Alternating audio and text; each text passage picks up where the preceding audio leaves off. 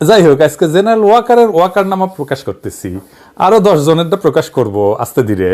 প্রকাশ করার কারণ হইতেছে যে আমাদের বন্ধু রাষ্ট্রের এই অনুচরেরা অন্তর্বর্তীকালীন সরকারের মধ্যে নিজেদের অবস্থান বেশ সংহত কইরা ফেলছে এবং প্রতিপক্ষকে ঘায়েল করার জন্য জনপরিসরে কিছু দালাল নিয়োগ করেছে, যারা এই সকল গণশত্রুদের রক্ষা করার দায়িত্ব পালনের বিনিময়ে এখন রাষ্ট্রীয় তহবিল থেকে টেকে টুকা পাচ্ছে আর কি, বুঝছাও। এবং আয় রোজগার ভালোই হইতেছে মাশাল্লাহ। তবে একটা ওয়ার্নিং দিয়ে দিই, যদি তারা আরো আগাইতে চায় তাহলে জেনারেল ওয়াকার এবং তার বর্ধিত পরিবারের ফ্যাসিবাদী যুগে সঞ্চিত সম্পদের বিবরণ আমি জনসমক্ষে প্রকাশ করে দেব। এই ওয়াকারকে যারা মহিমান্বিত করছেন তারা কার্যকরভাবে ফ্যাসিবাদ বিরোধী প্রতিরোধ সংগ্রামের মূল শক্তি, ছাত্র, শ্রমিক, জনতা এবং রাজনৈতিক মানবাধিকার কর্মীদের অবদানকে অমর্যাদা করতেছেন, ছোট করে দেখাচ্ছেন। যারা গত 15 বছর ধরে ফ্যাসিবাদী রাষ্ট্র ব্যবস্থায় সর্বগ্রাসী দমন, পীড়ন এবং নির্যাতনের বিরুদ্ধে অক্লান্ত পরিশ্রম করেছেন, জেল জুলুম নিগ্রহ সইছেন, জীবন উৎসর্গ করছেন, দেশ ছাড়া হইছেন, বিশেষ কইরা 2024 সালের জুলাই এবং আগস্টে অকাতরে জীবন দিছেন, তাদের অবমাননা করা হচ্ছে। এবার আসেন শুরু করি তার অভিযোগনামা দিয়া। বাংলাদেশের প্রথম ফ্যাসিস্ট মুজিবের কন্যা শেখ হাসিনা যখন প্রথম 1996 সালে দেশের প্রধানমন্ত্রী হয়, তখন সশস্ত্র বাহিনীর অতীতের সকল নজির ভঙ্গ কইরা অবসরকালীন ছুটি থেকে ডাইকে এনে অন্যায়ভাবে তার ফুপা সাবেক লেফটেন্যান্ট জেনারেল মোহাম্মদ মোস্তাফিজুর রহমানকে সেনাবাহিনীর প্রধানের পদে বসায় দিছিলেন। এটা জানেন? আজকের তরুণরা হয়তো জানেন না। এই জেনারেল ওয়াকারুজ্জামানের আসল পরিচয় হইল খুনি হাসিনার সেই ফুপা সাবেক সেনাপ্রধান জেনারেল মোহাম্মদ মোস্তাফিজুর রহমানের জামাই। তার কন্যাকে বিয়ে করছে এই ওয়াকার। সেই সুবাদে জেনারেল ওয়াকারুজ্জামান বাংলাদেশে ইন্ডিয়ার প্রধানতম এজেন্ট, কুখ্যাত শেখ পরিবারের জামাতা। ওয়াকারের চাকরি জীবনের ট্রেনিং পর্ব শুরু হয় এক কলঙ্কজনক ঘটনার মধ্য দিয়া। তার শ্বশুর সেই সময় প্রভাব খাটায় স্টাফ কলেজে তার জামাইকে B+ অর্থাৎ উচ্চ গ্রেড বাগাই দিছিলেন। লজ্জাজনক সেই ঘটনার কথা তখনকার সময়ের সকল অফিসারই জানেন, আমি মিছা কথা কইতেছি না, এটা চেক করতে পারেন তাদের কাছ থেকে। শুধু কি তাই, এই অসৎ শ্বশুর এটিজি বার্ষিক প্রশিক্ষণ তহবিল থেকে অতিরিক্ত অর্থ ব্যয় করে ব্রিটেনের স্টাফ কলেজে পড়াইছেন নিজের জামাইকে। ক্ষমতার অপব্যবহার কইরা এমন স্বজন পোষণ করছেন সাবেক সেনাপ্রধান জেনারেল মোস্তাফিজ। এই অর্থ গুরুত্বপূর্ণ অন্য যে কোনো প্রশিক্ষণে ব্যবহার না করে তা করছেন নিজের মেয়ের জামাইয়ের ব্যক্তিগত উন্নতির লক্ষ্যে। কনফ্লিক্ট অফ ইন্টারেস্ট আমি কইছি না? দেখেছেন তো? তার যদি ওয়াকারের যদি এইটা প্রাপ্য হয় তাও এটা করতে পারেন না সে। একই কাজ করেছিল শেখ মুজিব তার পুত্র শেখ জামালের জন্য। টাকা ছিল না সরকারের, কিন্তু ফি দিয়া, কারণ শেখ জামাল ছিল একটা বালচুন, বোকা, একটা নিম্ন মেধার পোলা, লো IQ এর পোলা। ওর ইংল্যান্ডে ওই স্যান্ডহার্স মিলিটারি কলেজে পড়ার মতো মেধা তার ছিল না। তো নিম্ন মেধার পুত্রকে স্যান্ডহার্স কলেজে পড়াইছিল। আরে ওই যে ওই যে ওই যে ওই যে আরে ওই যে ওই যে ওই যে ওই যে ওই যে সোহরাওয়ার্দীর বডিগার্ড, হইছে, বুঝছাও? পিলখানায় যখন বিডিআরে গণহত্যা চলে, 17 ইস্ট বেঙ্গলের 2IC হিসাবে ছিল এই মেজর ওয়াকার, সেখানে যথাসময় পৌঁছেছিলেন। কিন্তু প্রতিরক্ষা উপদেষ্টা জেনারেল তারেক সিদ্দিকীর ফোন পাওয়ার পর আর পিলখানার ভেতরে ঢোকার চেষ্টা করে নাই। কেন করে নাই? তারে জিজ্ঞেস করেন, তারে জবাব দিতে বলেন।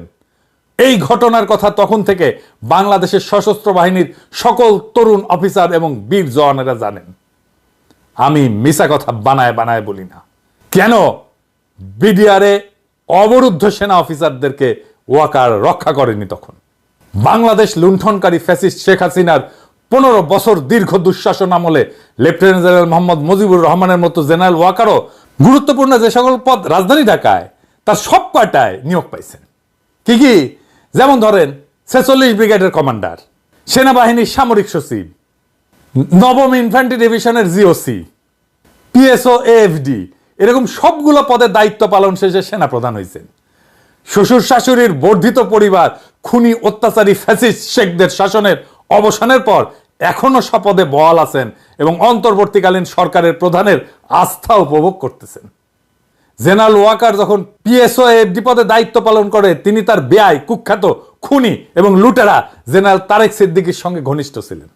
প্রতিরক্ষা সংক্রান্ত কেনাকাটা দুইজন কোলে মিলেমিশেই করছেন। এর একটা লেনদেনও দুর্নীতিমুক্ত ছিল না, যা দিয়ে সহজেই তার নৈতিক অবস্থান এবং স্বচ্ছতার পরিমাপ করা যায়। জেনারেল ওয়াকার যখন পিএসও এএফডি পদে দায়িত্ব পালন করছেন, তখন পার্বত্য চট্টগ্রাম সীমান্ত সড়কের নির্মাণের জন্য বাংলাদেশের নিরাপত্তা বিঘ্নিত করা এবং জাতীয় স্বার্থ লঙ্ঘন কইরা ইন্ডিয়ার সাথে চুক্তি করেছেন। তার কাছে কোন রাষ্ট্রের স্বার্থ প্রাধান্য পাবে বা গুরুত্বপূর্ণ হবে, এই একটা ঘটনায় অনেক কিছু বইলা দেয়। এইটা তো স্বামী নিজেই প্রকাশ করেছিল, তাই না? স্বামীর কাছেই শুনেন কে দায়িত্ব ছিল এইটার। জেনারেল ওয়াকার সেনা প্রধানের দায়িত্ব নেওয়ার পর জুলাই আগস্ট মাসে ছাত্র শ্রমিক জনতার গণবিদ্রোহের সময় সশস্ত্র বাহিনী আন্দোলনকারীদের উপর গুলি চালাইছে এবং নানান নির্যাতন করছে। তেমন ভয়াবহ অঘটন ঘটায় দেশের শীর্ষ সেনা কমান্ড দেশদ্রোহিতার মতো গুরুতর অপরাধ করার দায়ে অভিযুক্ত হয়ে গেছে। স্বদেশবাসীর বুকে গুলি চালানোর মতো বর্বর সিদ্ধান্তের বিরুদ্ধে জুনিয়র অফিসার এবং সৈন্যরা চলে না যাওয়া পর্যন্ত এই আদেশ কিন্তু বদলায় নাই। সুতরাং 5ই আগস্ট জেনারেল ওয়াকার রক্তপাত এড়াইতে দ্রুত পদক্ষেপ নিয়েছে বলে আজ তার দালালেরা যে অপপ্রচার চালাচ্ছে তা সম্পূর্ণ মিথ্যা, অসত্য এবং প্রতারণাপূর্ণ। আমাদের কাছে একাধিক ভিডিও প্রমাণ আছে। শুধু গুলি না, গুলি চালায় হত্যা করার ভিডিও আছে। কোন সেনা অফিসারের শাস্তি হয়েছে? হয় নাই। তার মানে ওয়াকার এই হত্যাকাণ্ডকে ওন করছে। 20 জুলাই থেকে ঢাকার আকাশে সেনা সার্ভাইলেন্স ড্রোন উড়ায় পুলিশকে ইন্টেলিজেন্স দেওয়া হয়েছে কোথায় কোথায় বিক্ষোভকারীরা জড়ো হইতেছে। আমরা এটা ফলো করছি। আর পুলিশ পাখির মতো ওই জায়গায় যায় গুলি কইরা মারছে আমাদের ছেলেদের। পুলিশ হামলা করছে সেই জায়গায় কমান্ডিং অফিসার হিসেবে ওয়াকারের হাতে নিহত ছাত্রদের রক্ত লেগে আছে। এইবার আসেন দেখি সেনাবাহিনী কিভাবে আন্দোলনে যুক্ত হইল। এটা নিয়ে অনেকের ধোঁয়াশা আছে, এটা পরিষ্কার করে খুলে বলে দিই কিভাবে সেনাবাহিনী আন্দোলনে যুক্ত হইল। সেনাবাহিনীর সাবেক সেনাপ্রধান বয়োবৃদ্ধ জেনারেল নুরুদ্দিন এবং সৈনিকদের মধ্যে ব্যাপকভাবে জনপ্রিয় জেনারেল ইকবাল করিম ভুইয়া 30 থেকে 35 জন অবসরপ্রাপ্ত lieutenant general, major general, brigadier জেনারেলকে সঙ্গ নিয়ে 4 আগস্ট দুপুরে সৈনিকদের প্রতি নিরস্ত্র জনগণের উপরে গুলি করার আহ্বান জানায় সংবাদ সম্মেলন করার পর সেই খবর দাবানলের মতো চারিদিকে দ্রুত ছড়ায় পড়ে। মুহূর্তে পুরা পরিস্থিতি নাটকীয়ভাবে বদলে যেতে থাকে। আসলে সেই রাতেই গণ অভ্যুত্থানের সাফল্য এবং খুনি হাসিনার করুণ পরিণতি নীতি নির্ধারকদের কাছে স্পষ্ট হইয়া যায়। এই ঘটনার স্ফুলিঙ্গ ছিল জেনারেল ইকবাল করিম ভুইয়ার ফেসবুক প্রোফাইল লাল করা। আপনাদের মনে আছে না? সারা দেশ জানা যায় এই সাবেক সেনাপ্রধান আমাদের লড়াইয়ের সহযাত্রী। বুকের সাহস দ্বিগুণ বাইরা যায় একজন মানুষের ফেসবুক প্রোফাইল লাল করা দেখা। সাথে সাথে পরিস্থিতি পাল্টে যায়। ভয় ভেঙা বর্তমান আর সাবেক সেনা অফিসাররা, বিশেষ করে জুনিয়র সেনা অফিসাররা তাদের প্রতীক লাল করতে থাকেন। কারফিউ ভেঙা ডিওএইচএস সাবেক সেনা অফিসাররা পরিবার নিয়ে রাজপথে নেমে আসে। কোন সাবেক সরকারি কর্মচারী রাজপথে নেমে আসে নাই সাবেক সেনা অফিসাররা ছাড়া। এই ডিওএইচএস জেনারেল ইকবাল করিম ভুইয়া এবং তার ঘনিষ্ঠ কিছু অবসরপ্রাপ্ত জেনারেলের উদ্যোগে 4ই আগস্ট যে সংবাদ সম্মেলন হয়েছিল তার প্রতিক্রিয়া বিশ্লেষণের জন্য গণভবনে রাত 10:30টায় সর্বোচ্চ নীতি নির্ধারকদের বৈঠক বসে। ওইখানে ওয়াকার ছিল। পতিত প্রধানমন্ত্রী খুনি হাসিনার সভাপতিত্বে এই দেশে তার শেষ রজনীর সেই সভায় খুন, গুম, জোর জবরদস্তি কইরা ক্ষমতা আঁকড়ে থাকা শীর্ষ রাজনৈতিক নেতৃত্বের সাথে তাদের পরম ঘনিষ্ঠ সবকয়টা বাহিনী এবং গোয়েন্দা সংস্থার প্রধানরা উপস্থিত থাকা ভয়াবহ কিছু সিদ্ধান্ত নিছিল। এরপর রাত 1টায় কার্যত 5ই আগস্ট ভোরে সেনা প্রধানের নেতৃত্বে সেনা সদর কমান্ড সেন্টারে সামরিক বাহিনী, আইন শৃঙ্খলা বাহিনী এবং গোয়েন্দা সংস্থার প্রধানদেরকে নিয়ে জরুর একটা সমন্বয় সভা অনুষ্ঠিত হয়েছিল। হয় নাই? ওয়াকার সাহেব রাত জাগা এই সেনা প্রধান সেইখানে বৈশা কঠোর হস্তে লং মার্চ টু ঢাকা দমনের বিস্তারিত পরিকল্পনা প্রণয়নের কাজটা সম্পন্ন করছিলেন। ওয়াকার সাহেব মিছা কথা বলবেন না, আল্লাহর নামে কসম কইরা বলেন এই কাজ আপনি করছিলেন কিনা। আমরা সব জানি। রাজধানীতে ঢোকার 13টা প্রবেশ পথে বিজেপি এবং পুলিশ মোতায়েন কইরা শহরের ভিতরে সেনাবাহিনী রাখার পরিকল্পনা চূড়ান্ত করা হয় ওই মিটিংয়ে। এইটা ছিল সেনাবাহিনীকে সরাসরি আন্দোলন মোকাবেলায় না জড়ানোর একটা চতুর পরিকল্পনা। কারণ ততক্ষণে জেনারেল ওয়াকার জেনে গেছেন সশস্ত্র বাহিনীর জুনিয়র অফিসার এবং সকল সৈনিকেরা আর শীর্ষ জেনারেলদের বেআইনি আদেশ মাইনা জনগণের বুকে গুলি চালাইতে রাজি না। তারা অসম্মত, তারা অনিচ্ছুক। এবং নির্ভরযোগ্য সূত্রে আর একটা বিশেষ ঘটনা জানা গেছে। কি সেটা? 5ই আগস্ট সকাল 10:30টায় জেনারেল ওয়াকার ইন্ডিয়ার সেনাপ্রধানের সাথে 17 মিনিট ফোনে কথা বলছেন। সেই আলোচনায় দুই পক্ষই খুনি হাসিনার পালায় যাওয়ার নির্বিঘ্ন রাস্তা এবং নিরাপদ আয়োজনের বিষয়ে পরস্পরকে আশ্বস্ত করছেন। দ্বিতীয়ত, আগের রাতেই প্রধান বিরোধী দলসমূহ, ঢাকা বিশ্ববিদ্যালয়ের একজন শিক্ষক, নামই বইলা দিই আপনারা জানেন, আসিফ নজরুল, সেই আন্দোলনের কেন্দ্রে অবস্থানকারী 2 জন ছাত্রনেতার সাথে ওয়াকারের প্রাথমিক যোগাযোগের তথ্য বিনিময় করছেন। 15 বছর ধরে চালায় যাওয়া ফ্যাসিবাদের মহারানী দেশখেকো শেখ হাসিনাকে নিরাপদ প্রস্থানের সকল সুযোগ কইরা দিয়া শেখ পরিবারের জামাই জেনারেল ওয়াকার এদেশের গণতন্ত্রকামী মানুষ এবং মহান আত্মত্যাগে বলিয়ান সংগ্রামী দেশবাসীর সাথে বিশ্বাসঘাতকতা করছেন। এই জন্যে অবশ্যই তাকে একদিন বিচারের মুখোমুখি দাঁড় হতে হবে। খুনি হাসিনাকে সর্বোচ্চ রাষ্ট্রীয় সুবিধা দিয়া পালায় যাওয়ার সুযোগ করে দেওয়ার দায় দায়িত্ব উনি এড়াইতে পারবেন না। বিপ্লবের পরে ওয়াকার তারপরে তার পরিকল্পনা অনুযায়ী মহা গ্যাঞ্জাম শুরু করেছে। কি কি গ্যাঞ্জাম? গণ অভ্যুত্থানের মুখে রাষ্ট্র ক্ষমতা থেকে উৎখাত হওয়া ফ্যাসিস্ট আওয়ামী সরকারের বিভিন্ন পর্যায়ের অজস্র খুনি, দুর্বৃত্ত, লুটেরা নেতাকর্মী, সামরিক বেসামরিক পুলিশ বিভাগের উচ্চপদস্থ কর্মকর্তা এবং বিভিন্ন পর্যায়ের বেশ কিছু বিচারক গত 5ই আগস্ট ঢাকা, সাভার, কুমিল্লা, যশোর, খুলনা, ময়মনসিংহ, সিলেট, রংপুর, চিটাগাং ক্যান্টনমেন্ট সহ সশস্ত্র বাহিনীর সবগুলো স্থাপনায় আশ্রয় নিছিল। জেনারেল ওয়াকার নিজেই এটা স্বীকার করছে। জেনারেল ওয়াকার কেবল তাদের সকলকে নিরাপদ আশ্রয় দেন নাই, পরবর্তীকালে নির্বিঘ্নে দেশ ছেড়ে পালানোর সুযোগও কইরা দিছেন। সশস্ত্র বাহিনীর জুনিয়র কর্মকর্তা এবং সৈনিকদের মধ্যে এই বিষয়ে প্রশ্ন উঠলে সেনা প্রধান ব্যক্তিগতভাবে দায়িত্ব নিয়ে অপরাধীদের পক্ষ অবলম্বন করিয়া জনসম্মুখে বক্তব্য প্রদান করছেন যে তাদের জীবন বিপন্ন ছিল। 18ই জুলাই থেকে ছাত্র জনতার জীবন যে বিপন্ন ছিল, জেনারেল ওয়াকার কি তাদের জায়গা দিছিলেন? এখনো পর্যন্ত জেনারেল ওয়াকার অত্যন্ত দক্ষতার সাথে জুলাই বিপ্লবকে পরিপূর্ণতা পাইতে বাধা দিচ্ছেন। এটা সম্ভব হচ্ছে সাংবিধানিক ধারাবাহিকতা এবং রাষ্ট্রপতির প্রতি আনুগত্যের মিথ্যা ছলনায় পুরো অন্তর্বর্তীকালীন সরকারকে ঝুলায় রেখা আসিফ নজরুলের মতো ব্যক্তিদের ব্যবহার কইরা বর্তমান সরকারকে এবং তাদের কার্যক্রমকে 72-এর সংবিধান লঙ্ঘনকারী না আওতাধীন বা অন্তর্ভুক্ত এমন বিভ্রান্তিতে ফেলে রাখছে তারা। এই যে বর্তমান সরকার আছে, এদের কার্যক্রমকে 72-এর সংবিধান লঙ্ঘন করছে, না এটার আওতাধীন, না এটার অন্তর্ভুক্ত, এটা একটা বিরাট বিভ্রান্তিতে রাখছে না ফেলায়। এবং এইটাই করছে এই ওয়াকার সাহেব আসিফ নজরুলকে দিয়া। শীর্ষ সেনা কর্তৃপক্ষ এই সরকারকে এমন একটা প্রশ্নবিদ্ধ অবস্থা আটকায় ফেলছে যাতে এই সরকারকে আর কার্যকরী করা না যায়। আপনারা তো দেখতেছেন এই সরকার ফাংশন করতেছে না। কেন করতেছে না? সমস্যাটা ওই জায়গায় বৈধতার ক্ষেত্রে সমস্যা হয়ে গেছে। নানা কন্ট্রাডিকশন তাদের মধ্যে, এই কন্ট্রাডিকশনের কারণে ফাংশন করতে পারতেছে না। এবং জেনারেল ওয়াকার ইচ্ছাকৃতভাবে অন্তর্বর্তীকালীন সরকারকে দুর্বল প্রমাণ করতে চাচ্ছেন। প্রধান উপদেষ্টার কার্যালয়ের অধীনস্থ একজন সেনা কর্মকর্তাও ডক্টর মোহাম্মদ ইউনূসের আদেশে কার্য সম্পাদন করতেছেন না। স্বরাষ্ট্র উপদেষ্টার অধীনস্থ DG BGB, DG Ansar, DG coast guard এদের কেউই জেনারেল জাহাঙ্গীর আলমের নির্দেশ অনুযায়ী কাজ করেন না।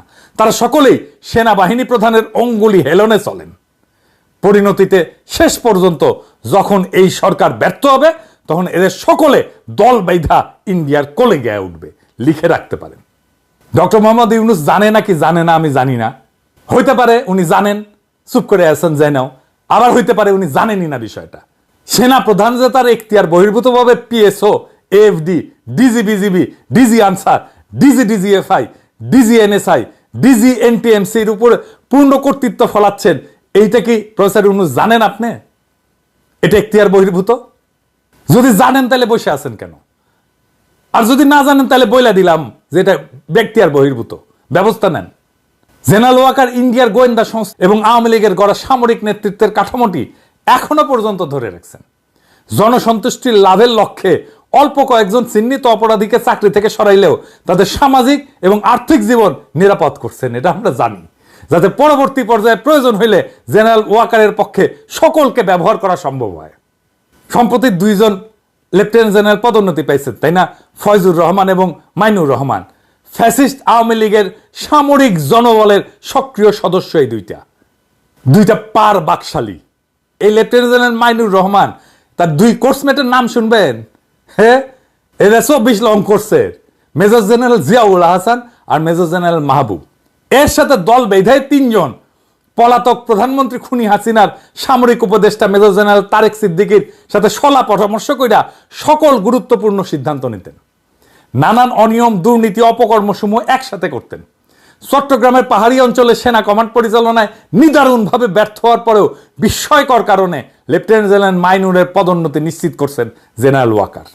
ওইখানে দায়িত্ব পালনকালে অনেক অসাফল্যজনক এবং অপ্রত্যাশিত ঘটনার জন্ম দিয়েছিল অদক্ষ এবং অযোগ্য এই সামরিক কর্মকর্তা। সবকিছুর আর ডিটেলে গেলাম না, একটা ঘটনা কিছুদিন আগেই ঘটছে। 22, 23 এবং 24 লং কোর্সের কিছু অফিসার কুখ্যাত লুটেরা শেখ হাসিনার দেবর, পতিত পলাতক প্রধানমন্ত্রীর সামরিক উপদেষ্টা তারেক সিদ্দিকীর বিভিন্ন অনৈতিক কাজে সাহায্য করছিল। ফলে ফ্যাসিবাদের যুগে অনেক যোগ্য অফিসারকে বঞ্চিত কইরা নোংরা কাজে সফলদের পদোন্নতি দেওয়া হয়। দ্রুত এইসব অফিসারকে সরায় দেওয়া সেনাপ্রধানের কর্তব্য হইলেও কিছুই তিনি করেন নাই। কারণ মতলব আছে। আওয়ামী লীগের এমন খাস লোকদের হটায় যোগ্য অফিসারদের তিনি পদোন্নতি দিচ্ছেন না। এই তারেক সিদ্দিকী যে বিএমএতে 22 লং কোর্সের প্রশিক্ষক ছিল, এটা কি জেনারেল ওয়াকার আপনি ভুলে গেলে চলবে? আমরা তো জানি। কর্মরত সামরিক অফিসারদের অনেকে মনে করে এখনো এই তারেক সিদ্দিকের পরামর্শ অনুসরণ করে আপনি ওয়াকার সাহেব কাজকর্ম চালাইতেছেন।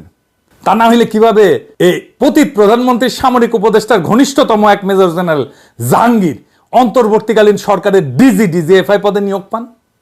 সেনাবাহিনীর যে সমস্ত অফিসার গণ অভ্যুত্থানকারী ছাত্র শ্রমিক জনতার উপরে গুলি চালায় তাদের হত্যা জখম করছিল, এখনো সেই সমস্ত অপরাধীকে চিহ্নিত করা এবং বিচারের আওতায় আনার কাজ শুরু করেনি জেনারেল ওয়াকার। করছে? করে নাই। আর মহানায়ক বানাই দিতেছেন তারে। মূল কাজ ফেলা তিনি কিছু এজেন্ট এবং দালাল নিয়োগ দিয়া সশস্ত্র বাহিনী নাকি বিদ্রোহ বিপ্লবের পক্ষ অবলম্বন করছিল এমন মিথ্যা বয়ান প্রতিষ্ঠার অপকর্মে সময় এবং অর্থ ব্যয় করতেছেন। টাকা পয়সাও দিচ্ছে বিভিন্ন জনকে। নাম আর কইলাম না, কয়ে দেবনি। সরাসরি গণ অভ্যুত্থানের বিরোধিতাকারী কিছু অপরাধী অফিসারকে ইতিমধ্যেই সেনাপ্রধান উচ্চ পদে পদোন্নতি দিচ্ছেন। শুধু তাই না, এই জেনারেল ওয়াকারুজ্জামান যে একজন গণতন্ত্র বিরোধী, জনস্বার্থ বিরোধী, অভ্যুত্থান বিরোধী, বিপ্লব বিরোধী ব্যক্তি, সেই কথা ঘোষণা করতে এরপর কেন আর বিলম্ব করতে হবে? আরো অন্য কয়েকটা আলাপ করি, আমি আগে তুলছিলাম, আবারও বলি, শুনেন। পার্বত্য চট্টগ্রাম বার্মার সীমান্তে যে সংকট এবং সমস্যা, এটা মোকাবেলা করা এবং বহিঃশত্রুর আক্রমণ রুখতে বাংলাদেশের সশস্ত্র বাহিনী কি সক্ষম? আমি জিজ্ঞেস করছিলাম। জেনারেল ওয়াকার এবং অন্যান্য বাহিনী প্রধানরা এখনো দেশবাসীকে সেটা আশ্বস্ত করতে পারেননি। আমরা বাংলাদেশের 2 সীমান্তে স্বদেশী নাগরিক হত্যার বিভৎস দৃশ্য দেখতেছি প্রত্যেক দিন। এই যে নিউজ দেখেন, নাফ নদীর উপরে যুদ্ধ বিমানের চক্কর, বিস্ফোরণে কাঁপছে টেকনাফ। একজন জেলে বার্মার সেনাবাহিনীর গুলি খেয়ে মারা গেছে বাংলাদেশের ভিতরে। ওইদিকে বিএসএফ মারে আর ওইদিকে বার্মার সেনাবাহিনী মারে। এই গত 2 মাসে জেনারেল ওয়াকারের নানান সিদ্ধান্ত এবং পক্ষপাতমূলক কর্মের মধ্যে দিয়া অবসরপ্রাপ্ত এবং অপরাধী সেনা কর্মকর্তারা বুঝে গেছে তারা সকলেই এখন নিরাপদ। এদের মধ্যে যারা বিদেশে বা দেশে আত্মগোপনে ছিলেন তারা আবার স্বমহিমায় ফিরছেন। কুখ্যাত আরেক লেফটেন্যান্ট জেনারেল মামুন খালেদ ইতিমধ্যেই ঢাকায় প্রকাশ্যে ঘোরাফেরা করতেছে, আপনারা অনেকেই দেখছেন, আমাকে জানাইছে কলে। পলাতক লেফটেন্যান্ট জেনারেল মজিবের পরিবার সেনানিবাস ছেড়া বনানীর বাসায় গিয়ে উঠছে। তার ছেলে বিএমএতে প্রশিক্ষণ নিচ্ছে, নিয়মিত মায়ের সাথে দেখা সাক্ষাৎ করতেছে। সবগুলা খুনি, দুর্নীতিবাজ এবং কুখ্যাত জেনারেলদের বুক উঁচু কইরা গলফ খেলতে দেখা গেছে। তাদের চোখের দিকে তাকাইলে তারা যে আত্মবিশ্বাসী সেই চাহনির দেখা মেলে, তাতে মনে হয় দেশে কিছুই ঘটে নাই। জেনারেল ওয়াকার তো শুধু নিজের এখতিয়ারের বাইরে গিয়ে বিভিন্ন বক্তব্য দিচ্ছে, শুধু তাই না, আরো কিছু করতেছে। সেটা কি? আসেন দেখি।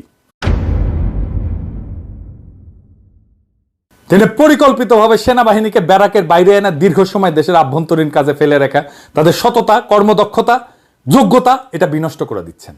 আইন শৃঙ্খলাজনিত গণসম্পৃক্ত কাজে দূষিত হয়ে পড়তেছে সেনাবাহিনীর বিভিন্ন স্তরের কর্মকর্তা এবং সদস্যরা। চুরি, ডাকাতি, জমি দখল, জবরদস্তি, সালিশ, দুর্নীতির মতো কলঙ্কজনক অপকর্মে জড়ায় সশস্ত্র বাহিনীর পুরা ভাবমূর্তি আজ ক্ষুণ্ণ হতে বসছে।